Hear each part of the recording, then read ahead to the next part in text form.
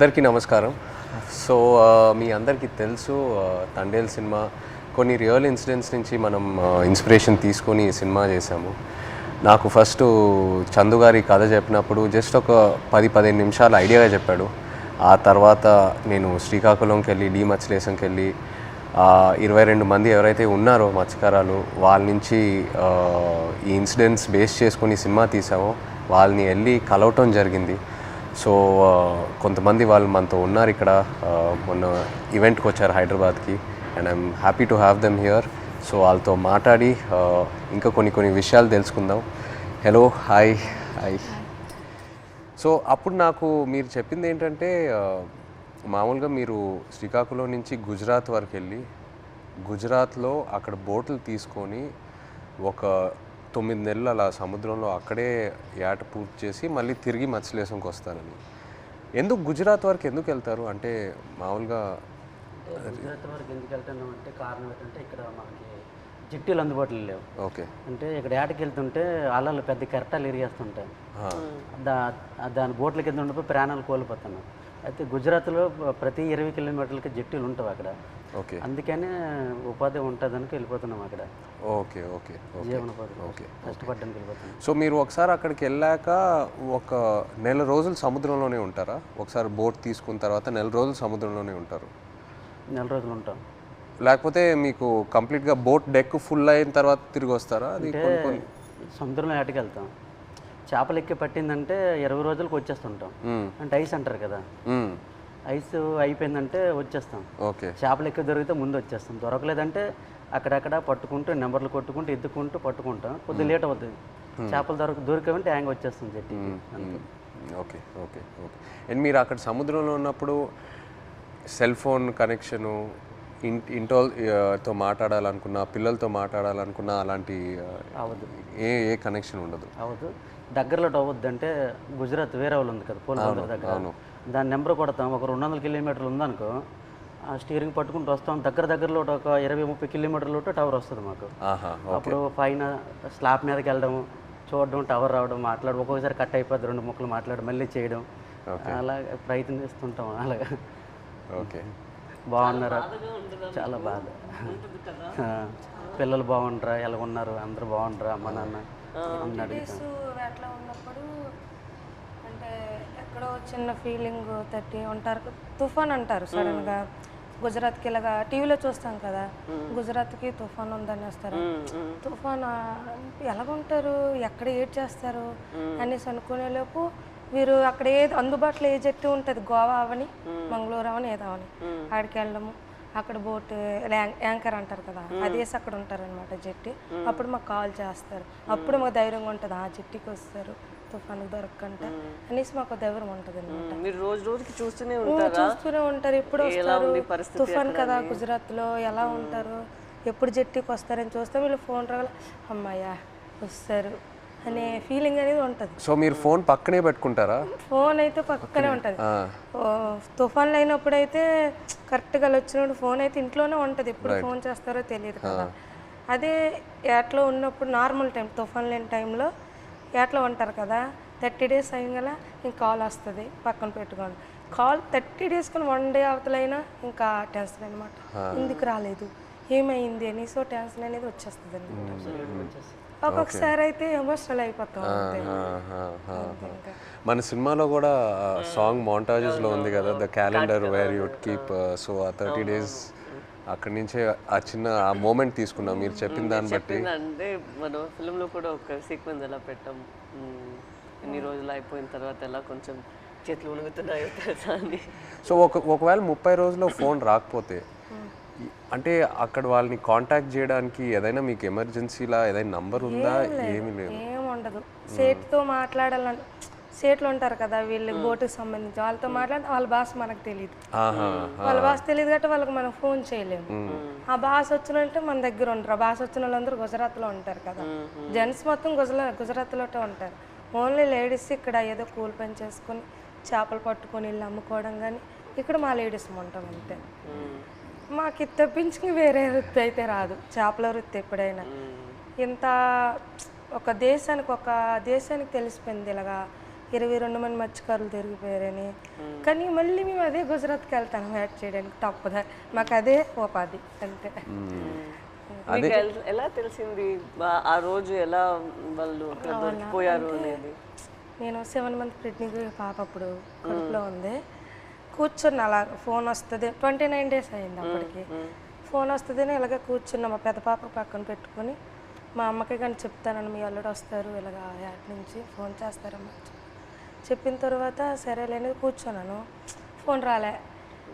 ఉదయం మార్నింగ్ 10 అయింది, వేరే వాళ్ళు ఫోన్ చేశారనమాట నా మొబైల్కి, ఇలాగా మీ ఆయన పాకిస్తాన్కి దూరికిపోయారట అనేసి. వేరే వాళ్ళంటే ఎవరు ఫోన్ చేశారు? అది గుజరాత్ నుంచి, మా ఊరు నుంచి వలస వెళ్ళారు కదా, అక్కడి నుంచో ఒక బోటు జట్టికి వచ్చింది. వీళ్ళు దొరికిపోవడం చూసిన బోట్ అది, కలర్ చూసారు ఆ బోటులో ఉన్నోళ్ళు, మీ ఆయనకి పాకిస్తాన్లో పట్టుకుని వెళ్ళిపోయారు అని చూసిన వాళ్ళు నాకు వచ్చి ఫోన్ చేసి చెప్పారు. ఓకే. చెప్పిన తర్వాత అవును అన్నట్టు అసలు ఏడుపు కూడా రాలేదు, అలా కన్నీళ్ళు ఇంకిపోయేవి. ఎలాగా పాకిస్తాన్ అంటే మామూలుగా చిన్నప్పటి నుంచి పాకిస్తాన్ అంటే ఏదో భయం మాకు అనమాట. చిన్నప్పటి నుంచి పాకిస్తాన్కి మనకి యుద్ధాలు ఏదో వినేవారు, అలాంటప్పుడు పాకిస్తాన్ అంటే భయం మనకి. అలాంటిది పాకిస్తాన్కి దొరికిపోవడం ఏంటి, ఏం చేస్తారు ఏమో, చంపేస్తారేమో, ఉగ్రవాదులకి గట్రా పేల్చుకోవడం చంపేయడం విన్నాం కదా, ఏమో చంపేస్తారేమో నీటిలో ఉండే అదో టెన్షను. అలాగా కూర్చొని అందరం ఫ్యామిలీ మొత్తం, ఏ ఊర్లో వాళ్ళకి సంబంధించిన వాళ్ళు, మా ఊర్లో అయితే 7 ఉన్నారు మా పంచాయతీలో సంబంధించిన 7 మా దగ్గర కూర్చొని ఏమైంది అనేసి అంటే, ఒక అబ్బాయి భాష వచ్చింది, గుజరాతీ భాష ఆడిన అబ్బాయికి మేము వీళ్ళు సేట్ ఉంటారు రామారావు వాళ్ళ సేట్, వాళ్ళ సేటుకి ఫోన్ చేయించాం. అడగండి ఒకసారి ఏమైంది ఆ సీట్కి అంటే, వాళ్ళు ఫోన్ చేసి అడిగారనమాట ఏమైంది, ఆ పాకిస్తాన్ వాళ్ళు పట్టుకెళ్ళిపోయారంట, ఏమైంది సేట్ అని అడిగితే అతనేమో మా పట్టుకుని వెళ్ళిపోయారు, నీటిలో ఉంచారని చెప్పారు. ఇంకా మాకైతే ఎలాగ వస్తారు అనేసి, ఎలాగ ఆలోచించాలి, ఎక్కడికి వెళ్ళాలి, ఎలాగ తీసుకురావాలి అనేసి ఒక ఎమోషనల్ అయితే మామూలు కాదు. 22 members అంటే చిన్న పిల్లలు, అప్పుడే మ్యారేజ్ అయిన అబ్బాయి అక్కడే ఉన్నాడు, నేను కడుపుతో ఉన్నాను, 2 పిల్లలు, ఒక భర్త దొరికిపోయిన ఆవిడ కూడా ఇంకా ఆ బాధ వేరే, 2 బిడ్డలు ఒక భర్త అంటే ఇంకా ఆ ఎమోషన్ అయితే ఇంకా వేరే. అందరం ఇంకా అంతే, ఏం చేయాలని ఆలోచనతో ఓ 1 month వరకు అలా ఉన్నాం. ఇలాగా న్యూస్ వచ్చి ఇలాగా ప్రసారం చేయడము, మీడియా కొంచెం హెల్ప్ చేసింది. ఓకే. ఓకే. మీరు ఆ పాకిస్తాన్లో ఇంతకుముందు వేరే ఎవరైనా ఇలా పాకిస్తాన్ సైడ్కి వెళ్ళి వాళ్ళు పట్టుకోవటం జరిగిందా, లేకపోతే ఫస్ట్ టైమేనా ఇలా జరగటం? ఓకే. ఓకే. ఇప్పుడు కూడా ఉన్నారు అక్కడ? ఇప్పుడు ఉన్నారో తెలియదు కానీ మీరు అప్పుడు ఉన్నప్పుడు అక్కడ మీరు వెళ్ళి ముందే అరెస్ట్ అయ్యి ముందే ఉన్నారు అక్కడ. తీసుకెళ్ళేటప్పటికి మేము ఏడుస్తున్నాం అక్కడ, ఏడుస్తుంటే వాళ్ళు మాకు బుద్ధిరిస్తుంటారు, పళ్ళకోయండి అదేటి ఇదేటని. వాళ్ళు అన్నారు మాకే 2 సంవత్సరాలు అయింది మేము వెళ్ళట్లేదు అని మరి కొద్దిగా ఏడ్చేస్తున్నాము మేము. వాళ్ళు 1.5 సంవత్సరాలు ఒక్కొక్కరు ఒక్కొక్క కారణం, అంటే ఆధార్ కార్డులు పేర్లు రాంగు, ఒక్కొక్క పేరు అంటే ఒక బోట్లో 9 మంది ఉంటారు, వాళ్ళకి ఏదో అర్జెంట్ పని నుండి వెళ్ళిపోతారు వాళ్ళు, అంటే టిక్ పాస్లో పేరు ఉండాలి. ఎవరు కలాసి వచ్చారనుకో ఆ టిక్ పాస్ ఆఫీస్కి వెళ్ళి పేరు రప్పించుకోవాలి, పలానా రామారావు పలానా రాంబాబు అని. అది ఎవరు వెళ్ళిపోతే వాళ్ళ పేరు ఏం చెప్పేశాడు అక్కడ. మన ఇండియా నుండి హై కమిషనర్ వచ్చేటప్పుడు కొన్ని పేర్లు రాంగ్ చెప్పేస్తారు అలా, దానివల్ల ఆయన ఉండిపోయాడంట అక్కడ. ఆయన చెప్పడం మరికొద్దిగా ఏడుపు వచ్చింది మాకు, చాలా బాధ అనిపించింది. ఆ నైట్ భోజనం కూడా మానేసాం, మళ్ళీ అలాగ రోజులు గడిచిన కొద్ది అలాగ ఇదైంది. అక్కడ జైల్లో అంటే మీరు ఏం చేసేవాళ్ళు రోజు? ఏదైనా ఫ్రీడమ్ ఇచ్చేవాళ్ళా లేకపోతే సెల్లోనే ఉండేవారా, ఏం చేసేవాళ్ళు? అంటే తెల్లారితే వచ్చేవారు కానిస్టేబుల్ పోలీస్ పాకిస్తాన్, లేపి మొక్కలకి నీళ్ళ గంట పోసేవాళ్ళం. ఓకే. తర్వాత గడ్డి గంట తెంపేవాళ్ళం, గడ్డి. తర్వాత గార్డెనింగ్ అని వాళ్ళు పాకిస్తాన్ ఖైదీలతో నీళ్ళు జల్లిస్తారు, వాళ్ళు జల్లిసి కర్రకి గోనకి చుట్టేసి అలాగా అలికినట్టుగా చలాపేసినట్టు చేపిస్తారు. మాకు నీళ్ళు మోయమంటారు మాకు. ఓకే. ఆ నీళ్ళు మోస్తాం 1-2 గంటల పని ఉంటుంది, మళ్ళీ లోపల తీసుకెళ్ళి తాళాలు వేసేస్తారు. ఇప్పుడు మీరు ఒకవేళ ఇంట్లో వాళ్ళతో మాట్లాడాలంటే ఉత్తరాల వైపే మీకు కమ్యూనికేషనా, లేకపోతే సెల్ ఫోన్తో? ఫోన్ ఏం లేదు, ఓన్లీ ఉత్తరాల వైపే. అండ్ అది పంపించడానికి ఎంతసేపు పట్టేది? మీరు ఒకసారి రాసిన తర్వాత, ఉత్తరం రాసిన తర్వాత వెళ్ళి మత్స్యలేశం చేరడానికి ఎంత టైం పట్టేది? అంటే మేము దొరికిన తర్వాత వాళ్ళు ఇండియా వాళ్ళు ఉన్నారు దాంట్లో, ఉత్తరాలు కూడా మేము అదే నెల 2 నెలలకి ఒక్కొక్కసారి లేట్ అయితే 3 నెలలు కూడా వస్తుందని చెప్పారు. మేము కూడా లెటర్లో రాసాం ఇలా అనుకోండి అంటే అట్లా ఏట పూర్తి అయిపోయింది, అదే రోజు తెల్లారిసరికి వచ్చేలాంటి టైంకి అనుకోకుండా దొరికిపోయాం, ఇలా జరిగింది. ఒక పక్క బాధగున్నా లోపల దిగమింగుకొని మీరు శుభ్రంగా ఉండండి అని వాళ్ళకి చెప్పాం. అప్పుడు ఇప్పుడు ప్రెగ్నెంట్ అప్పుడు అవును అదే ఏట రావాలనుకుంటాను ఊరి నేను ఇంకా వచ్చి రావాలనుకుంటా ఇంకా దొరికిపోయింది. లెటర్లో మాకు జాగ్రత్త చెప్తూ వాళ్ళ పడే ఆవేదన కూడా మాకు కనిపించింది లెటర్. జాగ్రత్తగా ఉండండి, ఇక్కడ మాకేం పర్వాలేదు కానీ వెళ్ళి పోరాటం చేయండి. అంటే అక్కడ ఏంటంటే జాగ్రత్తగా ఉండండి, వెళ్ళి పోరాటం చేయమంటే మాకు ధైర్యం చెప్తూ వాళ్ళకి బయటికి తీసుకురావడానికి పోరాటం చేయండి నేను ఒక ఆవేదన అనేది కనిపించేది మాకైతే. ప్రెగ్నెన్సీ కదా అయినా సరే ధైర్యం చేసి వెళ్ళేదాన్ని, ఎక్కడ పొలిటీషియన్ మీటింగ్లు ఉన్నా సరే వెళ్ళేది. ఏమో సింపతి ఉంటుందేమో, అరే ప్రెగ్నెన్సీ కదా లేడీ కదా పాపం వాళ్ళ హస్బెండ్ దొరికిపోయారు అనేసి ఒక సింపతి ఉంటుందని ధైర్యం చేసి వెళ్ళిపోయేదాన్ని. ఓహో మీరు వెళ్ళిపోయారు. నేను వెళ్ళిపోయేదాన్ని, తను ఆల్ ద పొలిటికల్ మీటింగ్స్ అన్ని దగ్గరికి వెళ్ళిపోయేదాన్ని. అందరూ మీ హస్బెండా కడుపుతూ ఉన్నావా అయ్యో పాపం అనేవారు. ఏమో సింపతి ఉంటుంది కదా సార్, అంటే వీళ్ళకి అక్కడికి తీసుకెళ్దాం ఢిల్లీ వరకైనా తీసుకెళ్దాం అంటే సింపతి ఉంటుందేమో అనేసి నేను గర్భవతితో ఉన్నప్పుడు కూడా వెళ్ళేదాన్ని. 9 months వరకు నేను డెలివరీ ముందు వరకు కూడా నేను పోరాటం చేశాను వాళ్ళు రావాలని. సో మీరు అక్కడ ఆంధ్రాలో తిరిగారు ఇలా పొలిటికల్ మీటింగ్స్ ఏదైనా ఉంటే, ఆ తర్వాత గుజరాత్ వరకు కూడా వెళ్ళారు కదా? ఢిల్లీ వరకు వెళ్ళారు. గుజరాత్కి వెళ్ళా స్టేట్ దగ్గర ఢిల్లీ వరకు వెళ్ళారు. స్టేట్లకి ఫోన్ల వరకే, గుజరాత్ వెళ్ళలేదు. డెలివరీ అయిపోయిన తర్వాత 20 days పాపకి 20 days పాపకి ఇంటి దగ్గర వదిలేసి దాన్ని ఢిల్లీ వెళ్ళాం. ఢిల్లీ వెళ్ళిన తర్వాత అంటే అందరూ అనేవారు, ఇతను కూడా లెటర్లో రాశారు ఢిల్లీ వెళ్ళండి, ఢిల్లీ వెళ్తే మనకి వచ్చే అవకాశాలు ఉన్నాయని ఇతను లెటర్లో రాసేవారు అనమాట రామారావు గారు. సరేలే ఢిల్లీ కొంచెం అది పేద పరిస్థితి కదా సార్, ఢిల్లీ అంటే మాకు తెలియదు, భాష తెలియదు, ఎలాగెళ్ళాలో తెలియదు. అలాగ ఉన్నప్పుడు కొంతమంది అదే పొలిటీషియన్ వచ్చి ఇలాగ రండి అక్కడ మీకు పని జరుగుతుంది ఏం అవ్వదు గైడ్ చేయడానికి ఒక అతను వచ్చి వెళ్ళండి అంటే సరేలే ఇంత పోరాటం చేస్తే ఇదే చేయలేము అనేసి ధైర్యం చేసి వెళ్ళాం ఢిల్లీ. ఢిల్లీ వెళ్ళిన తర్వాత అక్కడే ఢిల్లీ వెళ్ళిన తర్వాతే వీళ్ళు బయటకు వచ్చారు. అంతవరకు ఆ 14 నెలలు అక్కడే ఉన్నారు. అతను అంబాసిడర్తో అక్కడ అంబాసిడర్తో మాట్లాడడం కానీ ఉన్నారనడం కానీ. మెయిన్ మాకు బాధ కలిగించింది ఏంటంటే పులవామా దాడి. ఆ దాడి ఇలాగ మార్నింగ్ ఇలాగ టీవీ వేసాను, ఇలాగ మన ఇండియన్ ఆర్మీకి ఇలాగ ఉగ్రవాదులు చంపేశారు, ఆత్మహత్య దాడి అయిందని తర్వాత అవునా ఎందుకు అనేసి వీళ్ళకి ఏం చేస్తారని ఇదో బాధ. మళ్ళీ అక్కడ మరి ఇండియన్స్ ఉన్నారు కదా సార్, ఏం చేస్తారని బాధలు ఉన్నప్పటికీ లెటర్స్ ఆగిపోయి 3 months. వచ్చిన లెటర్స్ బాగానే వచ్చి పులవామా దాడికి ముందు లెటర్స్ కంటిన్యూ అయ్యాయి. మేము పంపించింది అతనికి వెళ్ళేది, అతను పంపించింది మాకు వచ్చేది. కానీ పులవామా దాడి తర్వాత స్టాప్ అయిపోయింది. 3 months వరకు ఒక్క లెటర్ రాలే. ఇంకా మాకు ఇంకా టెన్షన్ ఇంకా ఎక్కువైపోయింది, అదో బాధ అనేసి ఇలాగా మరి ఇంకా లేదు ఉండొద్దు ఎక్కడ ఢిల్లీ వెళ్ళిపోతాం అనుకుని అందరం 22 ఉమెన్స్ అందరూ ఇంకా లేదు పదండి అనేసి 22 మంది వెళ్ళిపోదాం లేదు ఇంత మా ఓన్ డబ్బులు అనుకొని పదండి అనేసి ముందు అడిగేస్తాం అంతే. ముందు అడిగేసుకుని వెళ్ళిపోయాం అంతే. వచ్చిందో రాందో వెళ్ళాం. అక్కడికి వెళ్ళిన తర్వాత జయశంకర్ అని విదేశాంగ మంత్రికి కల్పించారు. ఇంగ్లీష్ రాదు కదా, ఏదో మా తెలిసిన భాషలు అంటే అతను మా కన్నీళ్ళు దుక్కు చూసి అతనికి అర్థమైపోయింది అనమాట. ఓ ఇంత బాధపడుతున్నారని ఏడుస్తాను. మా ఆవేదన చెప్తూ మా కళ్ళని నీరు వచ్చేస్తుంది. అది చూసి పాపం అతను తట్టుకోలేకపోయారు. వెంటనే ఫోన్ పాకిస్తాన్కి చేశారు. మన ఇండియా అంబాసిడర్ చేసిన తర్వాత పర్లేదు ఉన్నారు ఇలాగొస్తారు అని చెప్పారు. జనవరి కల్లా వచ్చేస్తారు అన్నారు. మా దగ్గర చెప్పారు జనవరి కల్లా వచ్చేస్తారు, రాకపోతే మీకే పాకిస్తాన్ నేను తీసుకెళ్తాను, నేను భరోసా ఇస్తానని మాట ఇచ్చిన తర్వాత అప్పుడు ఇంకా హ్యాపీ అంతే. అతను అన్నట్టు జనవరి కల్లా మాకు ఫస్ట్ కల్లా అక్కడి నుంచి లిస్ట్ వస్తుంది అనమాట. గనగల రామారావుకి వాళ్ళ భాష వేరే కదా సార్, గనగల రామారావు గుణగల్ల రామారావు, కేసమర్రికి కసమర్రయ్య అన్నట్టు పేరు ఓహో మీ పేరు కరెక్ట్గా వేయలేదా? లేదు సార్, ఆ లిస్ట్ కూడా రాంగ్ వచ్చింది అనమాట. గనగల రామారావుకి గంగల్ రామారావు. సో మీరు కన్ఫ్యూజ్ అయిపోయారా ఎవరు అక్కడ ఎవరు ఉన్నారు ఏంటి?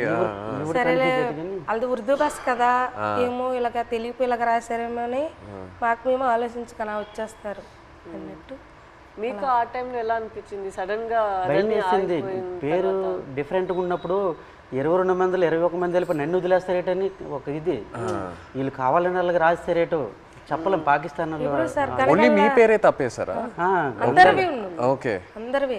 అందరివి ఏదో ఒక తప్పు. కొంతమంది అక్కడక్కడ పేరు గనగల రామారావుకి గంగల్ రామారావు వచ్చింది. గంగల్ రామారావు వస్తే మరి పేరు డిఫరెంట్ అయితే ఖచ్చితంగా వదిలేస్తారని అందరూ ఇండియా వాళ్ళు అంటుంటారు, ఇంతకుముందు ఉన్నవాళ్ళు పాత వాళ్ళు. నాకైతే రాత్రి ఇద్దరు రాలేదు. 22 మందిలో 22 నా పేరు రాకపోతే నాకు వదిలేస్తే నాకు నిద్ర పట్టట్లేదు, తినాలనిపించట్లేదు. అప్పటికే 14-15 నెలలు అయిపోయింది, సంవత్సరం దాడిపోయింది. అప్పటికి ఇలాగ అయిపోయాను, సన్నంగా అయిపోయాను. వాళ్ళు ఏదో చపాతీలో అంటే ఏదో కలుపుతారంట అక్కడ జైల్లో, అదేదో మనకి ఏదో బరువు మోయాలని మోయలేమంట, ఆవేశం వచ్చేస్తుందంట. వాళ్ళు చెప్పిన మాటలే అప్పటికే సన్నంగా అయిపోయాను. తర్వాత నోటంటే కూడా బ్లడ్ వచ్చేస్తుంది. ఏమంటే టెస్టులు చేస్తే వేడి వల్ల అన్నారు, ప్రాబ్లం లేదంటే కొద్దిగా ఆపేయకుండా ఉన్నారు. అలాంటి చాలా భయం వేసేది. అలాగే పుల్వామా టైంలో మీరు అక్కడ ఒక కన్ఫ్యూషన్ లాగా ఏమైనా అయిపోయిందా మీకు? అయిపోయింది మరి. ఏదో వేరే సెల్లో పెట్టేవారంట అక్కడ, ఏదైనా బయట ప్రమాదం ఏదైనా జరిగితే. అంటే బీహార్ జైల్లో ఒక పాకిస్తాన్ ఖైదీకి ఇండియా వాడు చంపేశారని తెలిసింది మాకు. అక్కడ జైల్లో టీవీ ఉంది మాకు చూస్తుండగా. చంపేస్తే మాకు తెలీదు, మాకు 4 రూమ్లలో అందరికి ఒక్క రూమ్లో బంధించేస్తుంటారు. బ్యాగులకి నైన్గా పట్టుకొని ఒక రూమ్లో తీసుకెళ్ళి ఇంకోటి బాంబే చేస్తారు, మనం చంపేస్తారని అంటే ఇంకొకడు. చాలా భయం వేసేస్తుంది. అప్పుడు ఇంకో అందులో ఉన్న కానిస్టేబుల్ ఉంటారు కదా కొందరు పాకిస్తాన్ వాళ్ళు, ఆయన లేదు అక్కడ మీ ఇండియా కూడా మా పాకిస్తాన్ ఖైదీ చంపేశాడు కదా, ఇక్కడ మీ వాళ్ళకి ఏం జరగకంటే మీరు అందరికి ఒక రూమ్లో పెడతాను, మీరు జడవద్దని చెప్పాడు. అప్పుడు కొద్దిగా ఊపిరి పీల్చుకున్నాం. అలా జరిగింది. అండ్ మీకు జైల్లో ఇప్పుడు డబ్బుల్లా ఇప్పుడు ఈ ఉత్తరాలు పంపించడానికి ఆ అమౌంట్ ఎలా మీకు వచ్చేది? పెన్నుల మీద పేర్లు చేస్తాను నేను, ఒక్కొక్కరు ఒక్కొక్క పని నేర్చుకున్నాం. నాకైతే 2 వారాలు పట్టింది టైం. ఓకే, ఇప్పుడు నాకు చైతన్య పెన్ను ఉంటుంది, పైన దారంతో నాకు చైతన్య పేరు వచ్చేస్తుంది. కింద సాయిపల్లి అంటే ఒక పెన్ను మీద 2 పేర్లు రాస్తే 2 పేర్లకు 200 ఇస్తారు. ఒక పేరు అయితే 100 రూపాయలు ఇస్తారు. అలాగే రోజుకి 5-6 పెన్నులు అలా చేసేవాడిని. ఆ పెన్నులు వాళ్ళకి ఇస్తే ఖైదీ లేట్ చేస్తారు, వాళ్ళకి బెయిల్ మీద వెళ్తారు కదా కోర్టుకి, వాళ్ళ ఫ్యామిలీకి ఇస్తారు కదా. ఆ డబ్బులతో మేము ఏంటంటే అప్పుడప్పుడు ఏదో గుడ్లు తెచ్చుకుంటాం కానీ మాంసం కానీ తినడం కానీ. 22 మందికి మరి మెయిన్ లీడర్ని కదా, వాళ్ళ గెడ్డలకు కానీ వాళ్ళ రింకిలకు కానీ బిస్కెట్లకు కానీ ముసలి వాళ్ళకి తెలియదు కదా, వాళ్ళకి డబ్బులు ఇచ్చేవాడిని గెడ్డలకి. సో ఒక్కో ఉత్తరం పంపించడానికి ఎంత అయ్యేది మీకు? అంటే ఒక 200-300-500 అంటే మా డబ్బులు ఉండవని తెలిసి ఏవో ఖర్చులు మట్టుకు పనులు చేస్తుంటాం. వాళ్ళకి ఇచ్చి అలాగే. నేను ఎన్ని పేజీలు రాయొచ్చు ఒకసారి? ఎన్ని పేజీలు పంపించచ్చు ఉత్తరం? అంటే వైట్ పేపర్ మీద రాసి లోపల కవర్లో పెడతాం మేము. మినిమం రెండు పేపర్లు 22 మంది 2 పేపర్లో రాసి పంపించాలి. అంటే ఒక్కో ఇద్దరేసిది ఒక్కో ఉత్తరం ఉంటుంది. 22 మంది ఎవరిదా ఇద్దరు జాయింట్ పడేవాళ్ళం. ఓకే, ఇంకా డబ్బులు లేనప్పుడు సర్దుకుండేవాళ్ళం. అలాగే ఇటు పెట్టి అలాగే అడ్జస్ట్మెంట్ అయ్యేవాళ్ళం. మీరు ఒక్కొక్కరికి ఈ ట్రిప్ అయితే నువ్వు లెటర్ పంపిస్తే నెక్స్ట్ ట్రిప్ నేను పంపుతాను. ఓకే, మళ్ళీ మాకు కాంప్రమైజ్ అయ్యి అడ్జస్ట్ చేసుకునేవాళ్ళం. ఓకే. అండ్ మీ పాప ఫోటో ఫస్ట్ టైం ఎలా చూసారు అక్కడ? అంటే పేపర్లో కటింగ్ చేసి ఉత్తరాలు పెట్టేసి పంపించారు ఆవిడ. అంటే అక్కడ ఏమేం జరుగుతుందనా ఊర్లో? ఓకే, పెట్టారు. పెట్టేసి పంపించేదాన్ని. అది చూసి అందులో చూసారు పాప. మీరు కావాలని అలా ఫోటో పెట్టారా? అంటే ఫోటో కావాలనే కాదు, చూడు ఇలాగ ధర్నా చేస్తున్నాం, మీరు భయపడకండి, ధైర్యంగా ఉండండి, మీకు తీసుకొచ్చే బాధ్యత మాదనేసి ఒక ధైర్యం చెబుతూ ఒక లెటర్ రాసేవారు. ఇక్కడ మేము భయపడే వాళ్ళకి భయపెట్టిస్తే వాళ్ళు ఇంకా భయపెట్టేస్తారు కదా అనేసి ఒక పోరాటం చేస్తాను, మీరు జడకండి ధర్నాలు చేస్తాను అనుకుని పాప ఫోటో కట్ చేసి పెట్టేసి పంపించారు. జైల్లో అయితే చాలా బాధ. అంటే ఆ పాకిస్తాన్ ఖైదీలకి పడుకుని పెట్టి చెట్ట పైకి ఎత్తేసి పట్టుకొని పెద్ద బెల్ట్ ఉంటుంది, ఇలాగ బాధేసేవారు. అమ్మో సత్యం బావో సత్యం అంటే మేమేంటి మనకి అలాగ కొట్టేస్తారని మేము జడిసిపోయాం. ఈ చెట్ట పైకి ఎత్తేసేవారు, చేయలేదు సాపేసేవారు. కింద పడుకుని పెద్ద బెల్ట్ ఉంటుంది, కర్ర పట్టుకొని ఇలా తిడ్డ ఉంటుంది. అలా ఉంటుంది. ఆ బెల్ట్లో అలా కొడుతూ అమ్మో సత్యం 10 దెబ్బలు అంటే అలాంటివి. మనకి ఇండియా వాళ్ళు కూడా అలాగే కొడతాను జడిసిపోయాం. ఫస్ట్లో మేము వెళ్ళేటప్పటికి మొక్కలకి నీళ్ళు పోస్తుంటాం కదా, ఆ పక్కన వాళ్ళకి అది ఏం చేసాడో మనకు తెలీదు. అలా కొడుతుంటే అలాగే మనకి కూడా కొట్టేస్తారని భయం వేస్తుంది ఫస్ట్లో.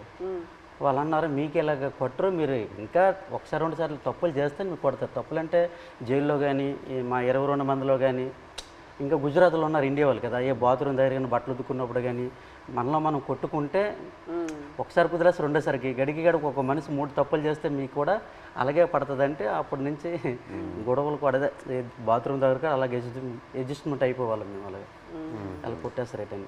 మీరు ఒక్కొక్కరికి ఎలా సమాధానం చెప్తారు అక్కడ ఎన్ని రోజులు ఉన్నప్పుడు? ఎలా మీరు సమాధానం ఏంటి, తిట్టేవారు కూడా 22 మంది ఉన్నాం, నీ వాళ్ళని ఇలా ఇలా జరిగింది, మా డ్రైవర్లు కూడా నీ వెంట వచ్చారు.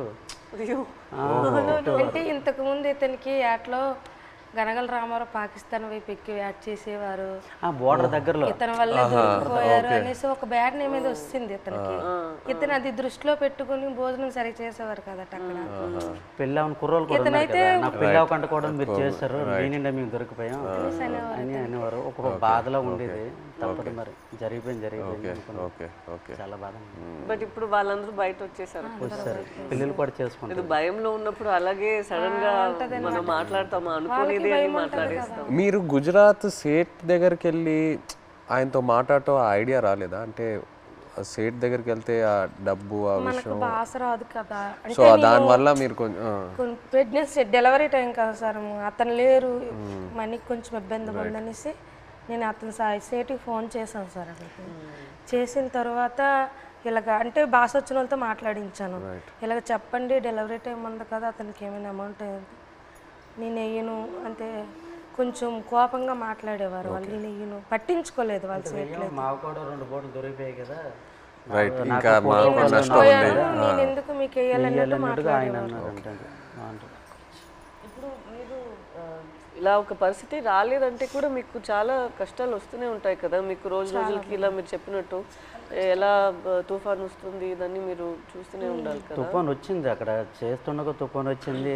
తర్వాత యాంటీని వైర్లెస్ మాకు పిడికి పడ్డా తిరిగిపోయింది, చాలా ఇబ్బంది పడ్డాం. తర్వాత బోటు మొత్తం నీరు అయిపోయింది, చాలా ఎదుర్కొన్నాం అన్నీ. ఒక్కొక్కసారి బోట్లు మునిగిపోతున్న టైంలో పక్కన బోట్ వచ్చి మనుషులకు కాపాడేవారు, బోట్ మాత్రం మునిగిపోయేది. కానీ అక్కడ పక్కన బోట్ లేకపోతే ప్రాణాలు కూడా కోల్పోతారు. అలాంటి పరిస్థితి ఇదని వాళ్ళు చెప్పినప్పుడు మీరు మీ ఆయన దగ్గర అడగలేదా, మీరు ఎందుకు ఈ పని చేస్తున్నారు, మాతోనే ఉండండి, ఇక్కడే ఏమైనా పని చేయండి, మీరు అట్లేం అడగలేదా? లేదు మేడం, అలాంటి ఉపాధి అక్కడ లేదు, మా సైడ్ లేదు. అక్కడికి వెళ్తేనే మాకు మేము అంటే ఇక్కడ రూపాయి ఇస్తే అక్కడ 2 రూపాయలు లేదు. ఇక్కడ నెలనూలే లైక్ ల్యాండ్ ఇట్ సెల్ఫ్ వేరే ఏమైనా ఒక పని మనం చేసుకోవాలి కదా, ఇంత రిస్కీగా ఎందుకు? చాలా మంది డిగ్రీ ఇవన్నీ చదువుకుని ఉన్నారు చాలా మంది, చేసిన వాళ్ళు కానీ జాబులు రావట్లేదు. మంచిగా ఎస్టీ జాబితాలో ఏదో చేరిస్తే మాకు జాబులు వస్తామని అంటారు, కానీ చదువుకున్న జాబులు రావట్లేదు. అందుకే ఎక్కువ వలసలు వెళ్ళిపోతారు. చాలామంది చదువుకున్న వాళ్ళు కూడా వెళ్ళిపోతుంటారు, వీళ్ళ అబ్బాయి కూడా చదువుకుంటారు. చాలామంది డిగ్రీలు ఇంటర్లు చదువుకున్న జాబులు రాక వెళ్ళిపోతుంటారు. మా మధ్యకి ఎస్టీ జాబితాలో చేరిస్తేనే ఆ జాబులు వస్తావంటే దానికోసం ప్రయత్నిస్తాను, కానీ ఎవరు సరిగ్గా పట్టించుకోవట్లేదు. ఎందుకు మాకు జాబులు రావట్లేదు అర్థం కావట్లేదు. సో మీరు శ్రీకాకుళం నుంచి లెటర్స్ పంపిద్దాం అనుకున్నారు కదా పాకిస్తాన్కి, అప్పుడు జైల్లో ఉన్నప్పుడు. అప్పుడు ఇక్కడి నుంచి లెటర్లు పంపించడానికి ఏదైనా ఇబ్బంది ఉండిందా? ఇబ్బంది ఉంది. ఇక్కడ నుంచి లెటర్స్ అంటే వాళ్ళు అడ్రస్ రాశారనమాట, ఇలా పంపించండి, టు అడ్రస్ ఫ్రమ్ అడ్రస్ అన్నట్టు ఉంటుంది, ఇలా పంపించండి అని రాశారు. అలాగే మేము పోస్ట్ ఆఫీస్కి వెళ్ళి ఇలాగ రాస్తే పాకిస్తాన్ రాస్తే వాళ్ళు చదివారు, పాకిస్తాన్ ఏంటి, పాకిస్తాన్కి మీకేం సంబంధం, మీరు పాకిస్తాన్కి లెటర్ వేయడం ఏంటి, ఇలాగ అడిగేవారు అనమాట. చాలా ఇబ్బంది పెట్టేశారు. 2-3 డేస్ వాళ్ళకి ఇలాగే ఇబ్బంది పెట్టేస్తే మేము ఈ స్టోరీ మొత్తం చెప్పిన తర్వాత వాళ్ళు అప్పుడు ఒప్పుకున్నారు. తర్వాత మేము ఏదో పాకిస్తాన్ నుంచి వచ్చినట్టు, వీళ్ళు పాకిస్తాన్ వాళ్ళు, మీరే ఈడమేటి పాకిస్తాన్ అనేసి వాళ్ళ క్వశ్చన్లు అడిగేవారు. చాలా ఇబ్బంది పెట్టేశారు. తర్వాత ఈ స్టోరీ మొత్తం చెప్పిన తర్వాత అప్పుడు నమ్మారు. అంతే. మీ ఫ్యామిలీ ఎవరు చెప్పలేదా మీకు ఇలా చేపలు పట్టుకున్న వాళ్ళని పెళ్లి చేసుకోకూడదు, ఇలాగే ఉంటుంది మీకు, ఇదన్నీ ఎందుకు, లేదంటే ఎందుకు లవ్లో పడుతున్నారు మీరు ఇలా రిస్కీ లైఫ్లో ఉన్న వాళ్ళతో, అలా ఏమి ఎవరు చెప్పలేదా? ఏదండి అదే మీరు ఎవరు చెప్పలేదా? అమ్మ నాన్న వాళ్ళు ఎవరు లేదు, ఇక్కడ ఉన్న వాళ్ళే చెప్పిన అవి లవ్లో ఉంటాం కదా, అవి కనిపించదు అనమాట. అంతే, లవ్లో ఉంటే అతనే కావాలన్నట్టు ఉంటది అంతే. ఎంత రిస్క్ అయినా పర్లేదు ఇలాగే ఉండిపోతాను. అతనే కావాలి. మన తండేల్లో సత్య అండ్ రాజు లాగే ఒక రకంగా. సార్ ఇప్పుడు మేము పాకిస్తాన్ దొరికి భారతదేశం మొత్తం తెలుసు కదా, ఈ కథ తీయాలని మీకు ఎలాగనిపించింది? మా ఇంటికి రావడం, తినడం, చేయడం చాలా హ్యాపీ అనిపించింది. మీకు ఎలాగ ఆలోచన వచ్చింది తీయాలని? ఎంతమందికి తెలుసు కదా, చాలామంది ఉన్నారు, ఎవరికి రాని ఆలోచన మీకు ఎలాగొచ్చింది? లేదు చాలా అంటే ఫస్ట్ నాకు చందు ఈ కథ చెప్పిన తర్వాత కార్తిక్ వచ్చి నాకు ఈ ఐడియా చెప్పాడు. ఆ తర్వాత చందు నాకు నేను సినిమాలో ఇలా ఇలా ఒక స్క్రీన్ ప్లే ఇలా తీద్దాం అనుకున్నాను చెప్పిన తర్వాత బాగా ఎక్సైట్ అయ్యా. వెంటనే మనం శ్రీకాకుళంకి వెళ్ళి మత్స్యలేశంకి వెళ్ళి అందరినీ కలుద్దాము, అక్కడ వాళ్ళని కలిస్తే నాకు ఇంకా మంచి ఐడియాస్ వస్తాయని చెప్పి అక్కడ వచ్చి మీతో ఆ రోజు స్పెండ్ చేయడం జరిగింది. ఆ తర్వాత వైజాగ్కి వెళ్ళి పోర్ట్లో మళ్ళీ సముద్రంలోకి వెళ్ళటం అదంతా జరిగింది. కానీ మిమ్మల్ని వచ్చి కలిసాక నాకు అర్థమైంది ఈ క్యారెక్టర్లో, ఈ కథలో ఇంకా ఎన్ని లేయర్స్ ఉన్నాయి, ఎన్ని కష్టాలు ఉన్నాయి, ఎన్ని హై పాయింట్స్, ఇన్స్పైరింగ్ ఎలిమెంట్స్ ఎన్నో ఉన్నాయని. సో ఇప్పుడు తండేలు అంటే దాని మీనింగ్ ముందే మీకు తెలుసా? కార్తిక్ చెప్పి లేదు, తండేలంటే అంతకుముందు తెలీదు. తండేలంటే మనకి ఈ బోట్ క్యాప్టెన్ లీడర్ అనేది ఒకసారి నాకు కథలోకి వచ్చాకే తెలిసింది, అంతకుముందు తెలియదు. మాకు అక్కడ తండేలు అంటారు గుజరాత్లో. అదే వాండర్లో మాకు తండేలు అంటే చిప్పి నడిపించే వారిని తండేలు అంటారు అక్కడ. అందుకే ట్రైలర్లో కూడా డైలాగ్ వేసాం, తండేలు అంటే ఓనరా కాదు లీడర్. చాలా బాగా వచ్చింది సార్. అయితే సార్ అక్కడ ఎంత బాధపడ్డామో అంత హ్యాపీగా ఉంది ఈరోజు. ఎందుకంటే అది ఒక జీవితంలో గుర్తుండిపోద్ది అలాగా మా రియల్ స్టోరీ. ఇప్పుడు మేడం మీకు అంటే మేమైతే రియల్గా అన్నీ మా బాధలన్నీ తెలుసు మాకు, మేము పడే ఆవేదన. కానీ మీకు ఎప్పుడైనా షూటింగ్లో ఒక సీన్ చెప్పినప్పుడు, అదే ఎమోషనల్ సీన్ చెప్పినప్పుడు కానీ ఆ సీన్కి ఎప్పుడైనా మీరు ఎమోషనల్ అయ్యారా? అరే వీళ్ళు ఎంత బాధపడ్డారు అన్నట్టు మీకు ఎప్పుడైనా అనిపించిందా?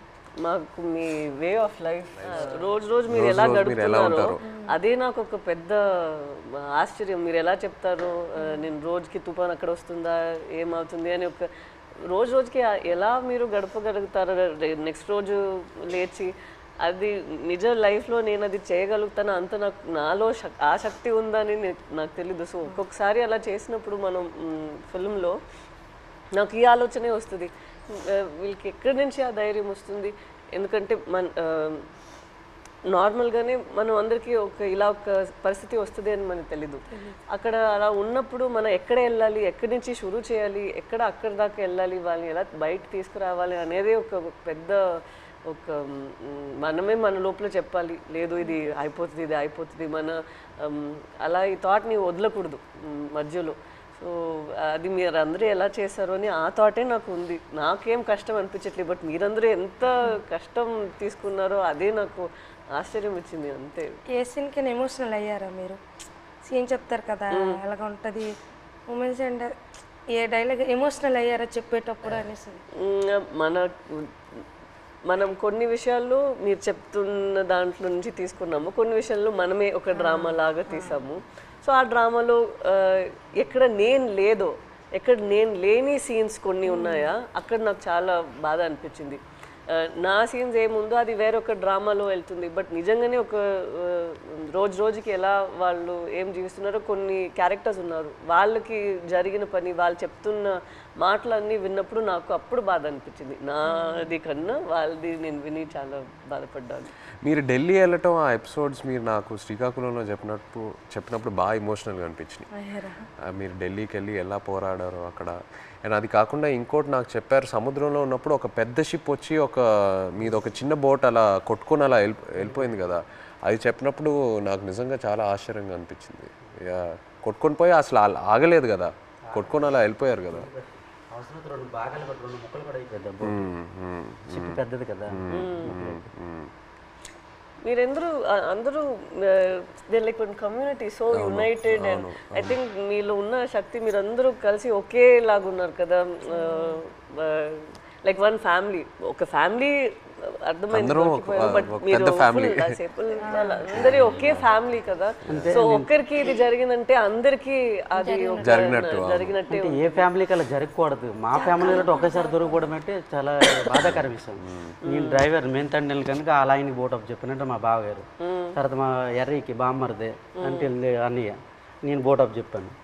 ఈ బోట్ ఆఫ్ చెప్పిన ఓనర్లంతా నా వెనక పంపించారు. ఈ రామారావు ఎక్కి చేపలు పడతాడు, ఈ నేతను వెనకెతలు వెళ్ళండి చేపలు ఎక్కి దొరికితే అనుకుని నాకు వెనకాల పంపించడం, దొరికిపోవడం చాలా బాధాకరమైన విషయం. ఇలా జరుగుతుంది అనుకోలేదు. సో లాస్ట్ క్వశ్చన్ అంటే తండేల్ 2 ఉందా?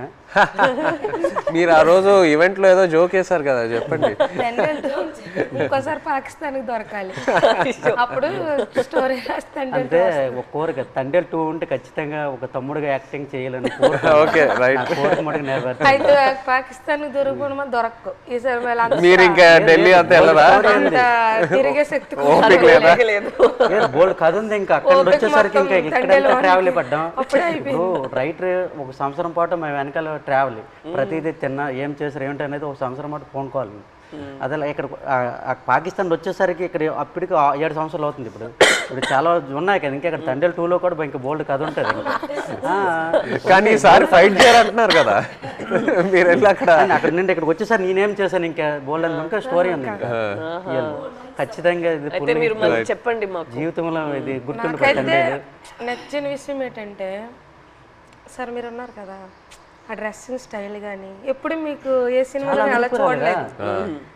ఆ చినిగిపోయిన సెట్ కానీ ఆ డ్రెస్సింగ్ స్టైల్ కానీ, అనకాపల్లిలో ఒక షూటింగ్ ఉంది కదా, అక్కడికి వచ్చాము. అక్కడ చూసి నేను షాక్ అయిపోయాను. అదే ఏ సినిమాలో ఇలా చూడలే అసలు. అలా ఇమిడిపోయారు సార్ మీరైతే.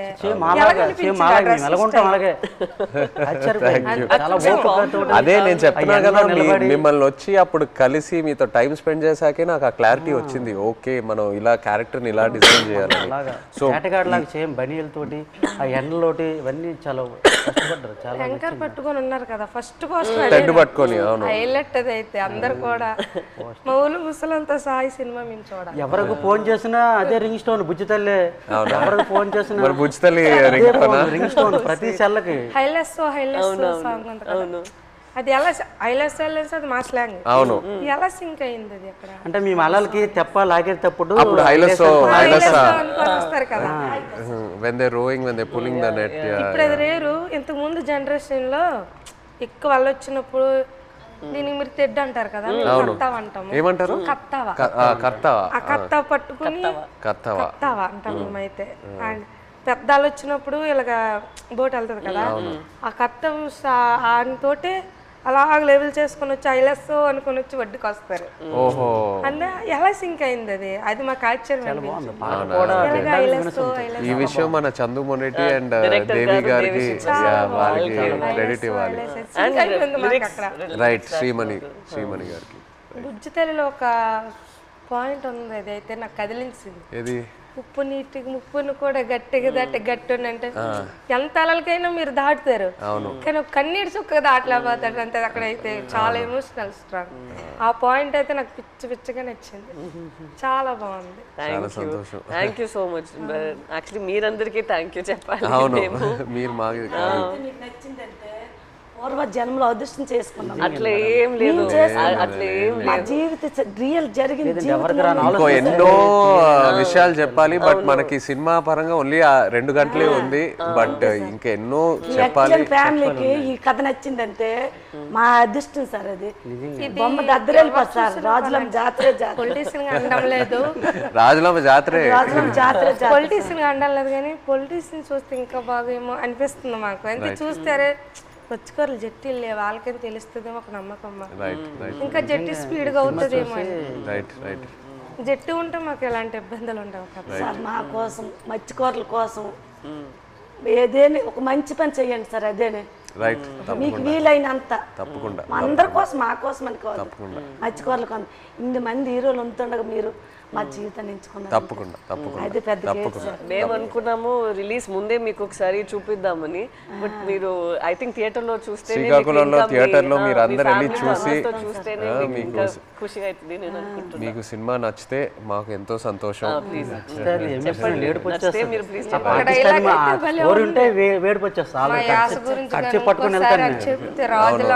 అది మిమ్మల్ని మైండ్ లో పెట్టుకొని చేస్తాం. అవునా?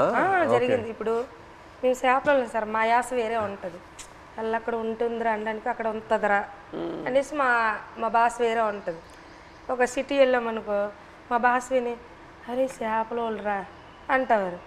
కొంతమంది మీ చేపలు ఇలా అంటారు, కొంతమంది అంటే అంటారు అనడానికి మాకు అలాగ రాదు. వేరే మత్స్యకారుల స్లాంగ్ వేరే వేరే ఉంటాయి. మా స్లాంగ్ వేరేగా ఉంటుంది, పక్కన మత్స్యకారు స్లాంగ్ వేరేగా ఉంటుంది. అందులో మా స్లాంగ్ అయితే ఎవరు మాట్లాడలేరేమో, కానీ మేడం గారు అయితే బాగా చెప్పారా? చాలా మేము మాట్లాడినట్టు మాట్లాడారు అసలు. ఇది హైలైట్, భయం, నేను ఫుల్ టైం అదే ఆలోచిస్తాను. హైలైట్ మేడం గారు. మేము అలాగే మాట్లాడతాం, ఉంటదిరా అలాగే వెళ్తాం రా అన్నట్టే మేడం గారు. చాలా థ్యాంక్ యూ సో మచ్. ఇది నాకు పెద్ద compliment. Thank you very much. Success meet మాత్రం శ్రీకాకుళం అది నా ప్రామిస్. సినిమా రిలీజ్ తర్వాత సక్సెస్ మీట్ కి మేము శ్రీకాకుళమే వస్తున్నాము. మర్చిలేసు అక్కడికి వచ్చి కలిసి శ్రీకాకుళంలో సక్సెస్ మీట్ పెట్టి వెళ్తున్నాం. ఆ టైం లోపల మీ 25 మందిని కాల్ చేసి వాళ్ళని కూడా సక్సెస్ మీట్ లో వాళ్ళని కూడా అప్పుడు వచ్చేస్తే కరెక్ట్ గా ఉంటుంది. శ్రీకాకుళం నుండి కేమచ్చిలేసి వస్తానరా? రమ్మంటే వస్తాం, ప్లాన్ చేస్తాం. బట్ సక్సెస్ మీట్ అయితే శ్రీకాకుళంలో చేస్తున్నాము తప్పకుండా. Okay, thank you so much. మాతో మీరు కలిసి ఇంత షేర్ చేశారు. Again thank you so much.